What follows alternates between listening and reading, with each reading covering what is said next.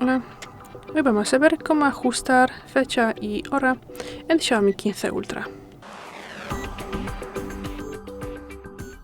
Abrimos los ajustes, luego bajamos y abrimos ajustes adicionales aquí. Tras eso abrimos la primera fecha y hora.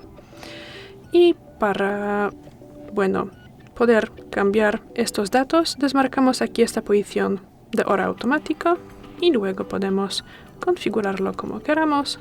También aquí. Y si también queremos configurar la zona, hay que desmarcarla de la posición automática. Entramos aquí y podemos de manera manual seleccionar otra. Así.